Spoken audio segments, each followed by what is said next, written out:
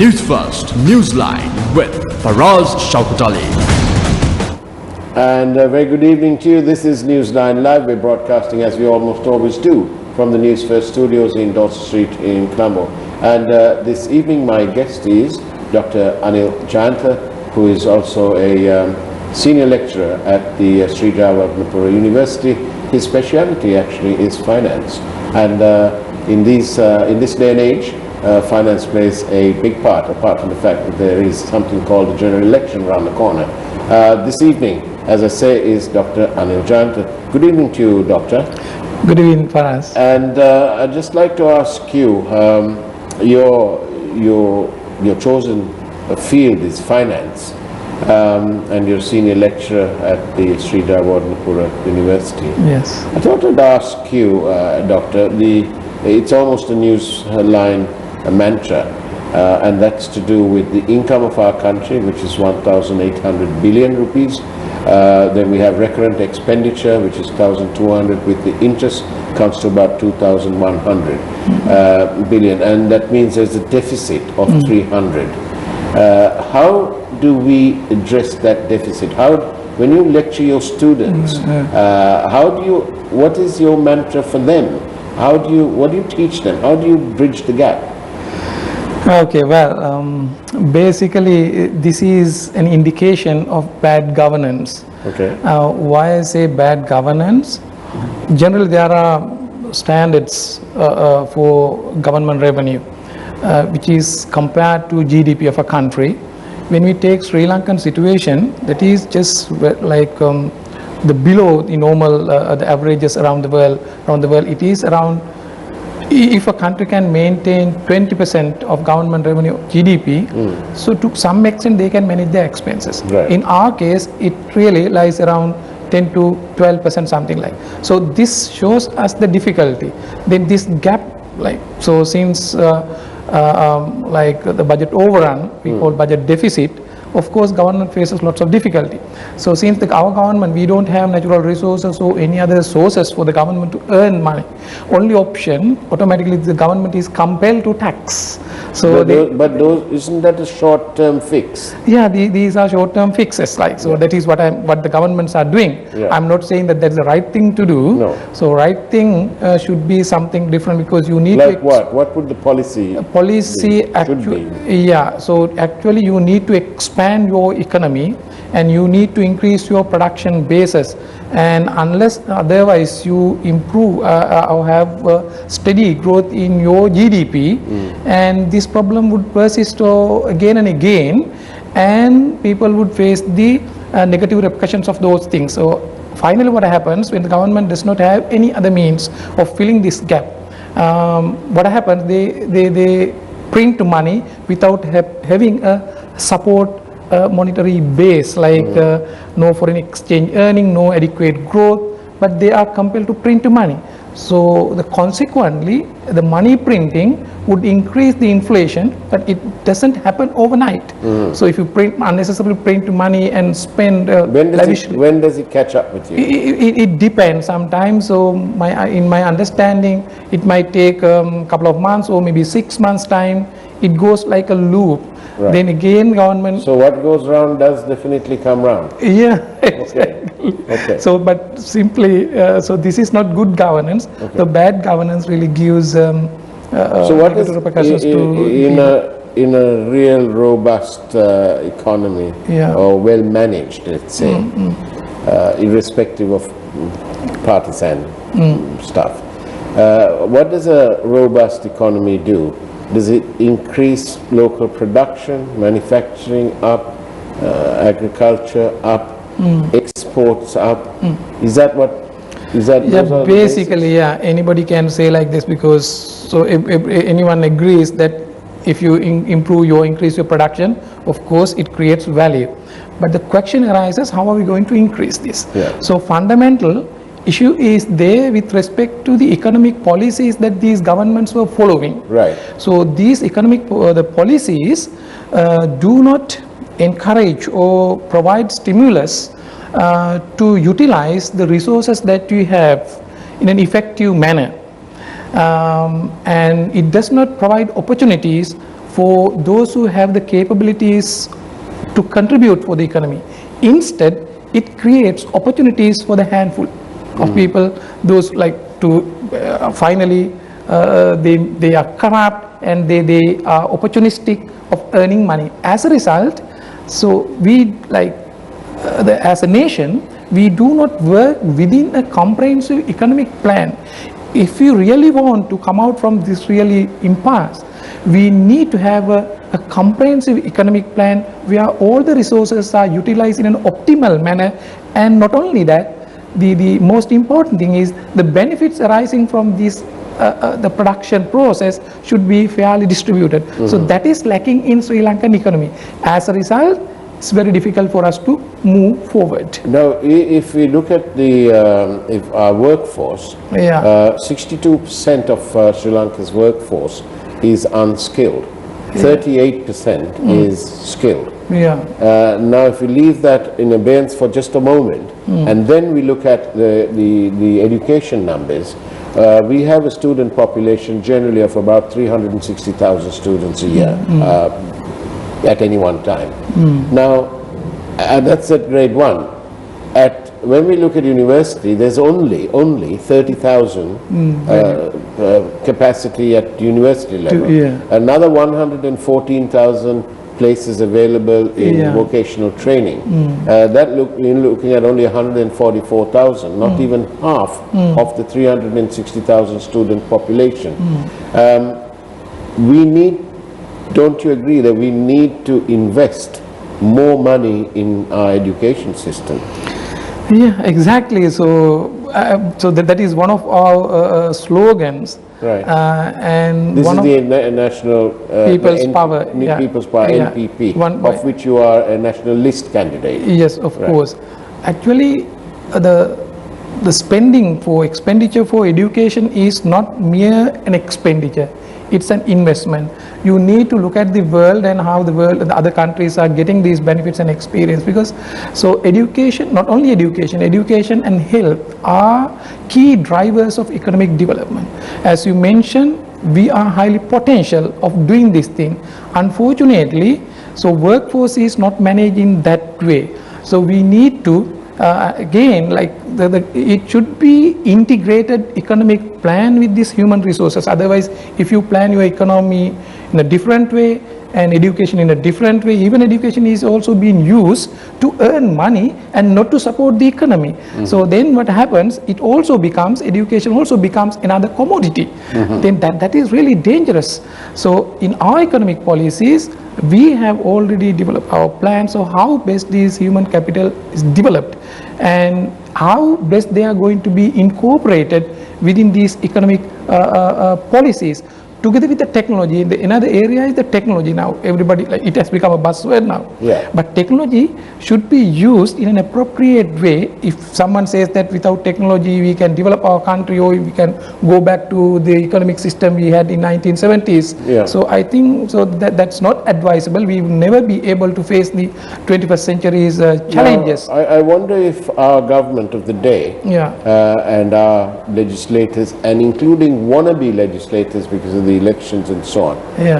I wonder if they are taking a cue from world events and world sort of analysis that is being put out on a daily basis. One such example would be the announcement by British Airways, along with Lufthansa, Qantas, KLM, and Virgin Atlantic, all of whom have announced that they are retiring their 747-400 aircraft from service 4 years earlier than planned. British Airways wanted to do away with that service in 2024, but just 2 weeks ago they've announced that they are going to ground those aircraft now, not later, and so Bournemouth Airport is full of the BA 747 fleet. Similarly with the other airlines. Now, what was important here, the message here was that they've realized that their levels of the traveling public are not going to return to pre-COVID-19 levels anytime before 2024. So that to me is a big, antenna up there, because you need to figure out what to do here. I don't know whether Sri Lanka's traditional resilience and optimistic nature is allowing them to be practical, including our legislators. What do you think? Yeah, so you are right. Actually, we have to understand this situation, not only the local situation and the global situation, pre and post COVID. Like because of the COVID, there are specific problems that we have to face as a result. For example, when you take the airline industry, which is like its operating leverage is very high. So COVID issue, the pandemic, restricts this physical traveling and all these things. So if we do not take into account these specific issues that we have to face, so in future, of course, even as of now, our country's status in the world, like low, I can't remember exactly. Low income, upper level, middle income status had been downgraded now. So what would happen in future? So this is one of the potential area that we can develop, so airline industry. But it cannot be done in isolation. That is the biggest problem we have. So in our economic the policies, what we have to do now, we need to combine them and integrate them with our potential. For example, our tourism in a way can be shifted to a unique tourism industry. So where we can give a different experience for global travelers, so which they would not be able to experience from other countries. So everything depends on how best we look at all these issues within a comprehensive economic plan with the public, to enhance the public interest. If you think of your own personal gains, so of course, so we will never be able to solve this problem. The situation would be more worse after COVID. So one thing we need to understand, that even before COVID, we did not have a good economy, strong economy. It was really a perilous economy, sluggish economy, because we were having only 2.3 GDP growth for 2019. So COVID didn't do anything. Now COVID forecast says that 2020 would end up with a negative GDP growth. Even 2021 would be zero or negative. So challenges are huge, of course. And viewers quite rightly pointing out that in this day and age of currently general elections looming, please tell us what the NPP is, and maybe you can tell us very quickly before the break, what is the NPP? Is it part of another party? What is it? What is the NPP?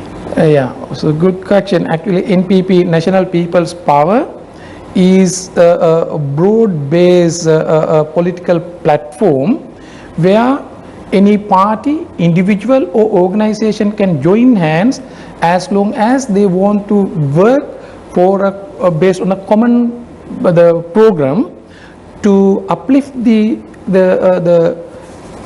quality of the human life and the social developments. So where we have lots of political parties, including JVP and even individuals and other organizations.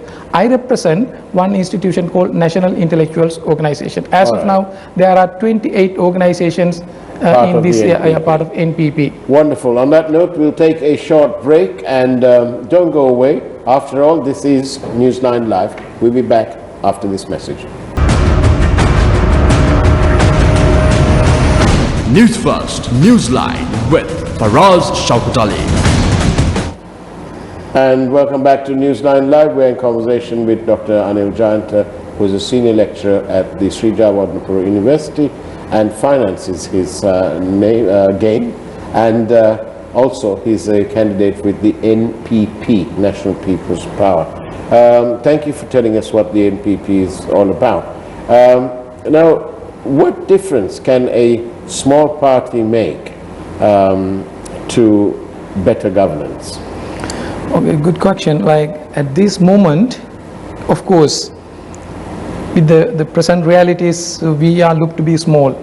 So in political sense, we don't think that we are a small party or a small platform. So actually we believe that we are the alternative force for this thing, because the current government and the previous governments all follow the wrong economic policies and the political policies. As a result, so unequal society has been created, lots of social issues, environmental issues, and this is not a society where we can live in peace and harmony, lots of issues. So therefore, so since we are going to be the alternative force, so we can make that impact, we can show this impact in the parliament if you strengthen us. So everything depends on you, because we individually... You, the people. People. Yeah. So people need to join hands with the right forces, because our basic principles are based on to preserve and enhance the public interest and not the personal interest. So that is the difference. We take decisions collectively, democratic decisions. So this is what the political means. So when we are appointed to the parliament,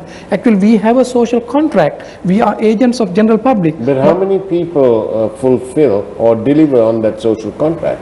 Yeah, it depends. Like, so until and unless the majority of this country decides this thing, of course, having such a the better society would be a dream. That is why we urge general public, just think carefully and analyze, collect all this information and take a decision to send more representatives to the parliament. So whereby, as you said, if we have many representatives in the parliament, of course, we are vehemently against this corruption, malpractices and all these things, because our aim is the public interest and nothing else. Whilst being against corruption and so on, and wanton wastage, do we just talk about it and shout about it occasionally in parliament and not take any action?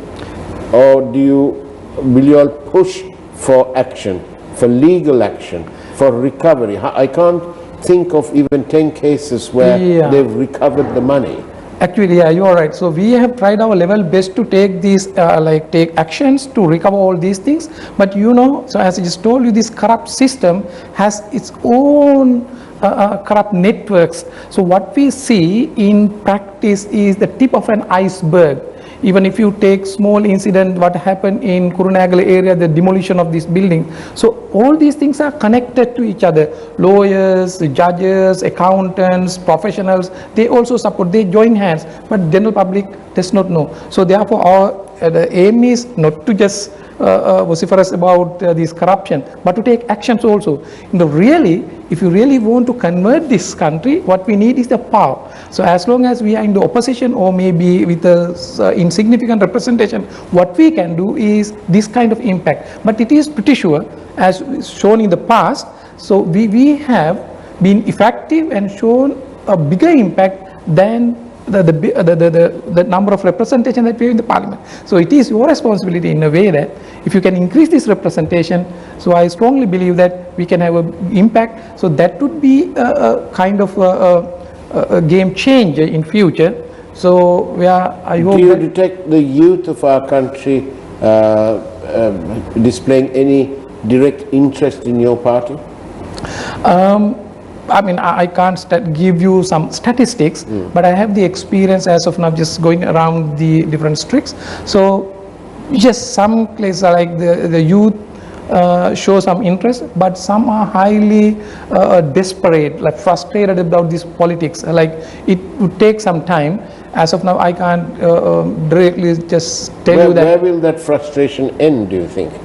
There would be two ends, according to my understanding. One end is with a gradual understanding of this thing, how this bad governance create lots of problems to the society, and if you knowledgeably come forward and gradually convert this to a better society, so that is one end. So in expanding national people's power force. The other end would be a distraction. We do not know when. So if we continue like this, so finally it would be a distraction, because finally people would come forward. So they maybe violence.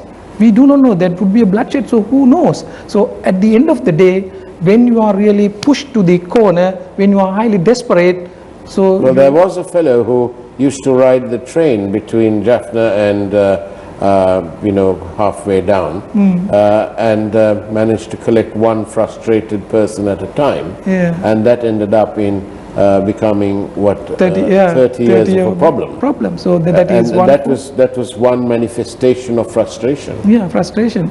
So Not that I'm sort of condoning it.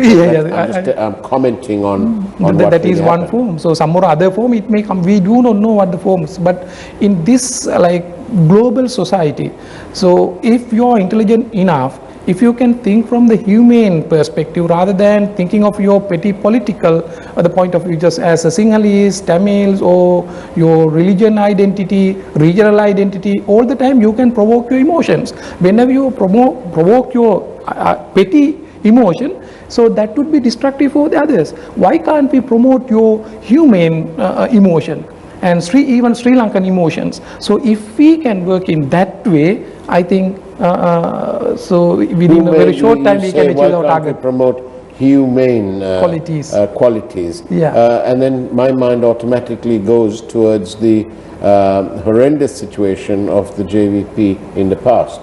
Do you think the JVP will ever shed its past, and so that the people will put that past behind? No, actually, so talk about the JVP past, like we need to have a different discussion. But in all these allegation about the JVP and other things what they did in the past, so now we work very closely with JVP. My understanding analysis, so JVP didn't do anything or engage in anything with such a motive of having a damage to society, but that struggle created lots of negative things to the society. But their objective was to create a better society where we can live in harmony and peace, so and with equal rights. So I don't see that JVP engage in bad politics. So they have shown throughout their history. But it's been grisly, and it's been murderous, and it's been pretty bloody. So because these things happen, so in any conflict, so the violent situation, that's what I told you, even as of now, if the society moved or pushed to a violent situation, it's very difficult for anybody to get from this situation. And what do you think, finally, as we come to the last minute of our program, what do you think, finally, what is the real difference that the NPP can make? You're clearly not going to get a majority in parliament, but if, let's say, you get a certain amount of seats, what are you how will you use that as a force to shape the legislative future of our country? Okay, so as you say, if you get the majority, of course, so we can develop the country within 5 years, so we can give that guarantee. So otherwise, of course, we can show you how a legislator or the representative of the general public should behave in the parliament, and what is the role of such a person. So to protect the wealth of this nation, and to create the wealth for the nation and establish the equality in this nation, so where everyone could live in peace and harmony. So we will fulfill this requirement without being subdued to others, because as of now people are just crossing here and there just for money. But we don't have any personal, no, so we would really work together to achieve our final objective of creating a better society for everyone. Dr. Anil Jayanta, thank you very much for being on Newsline. That's the way it was on Newsline Live. Take care, great evening ahead of you, and of course, God bless. Yeah, thank you.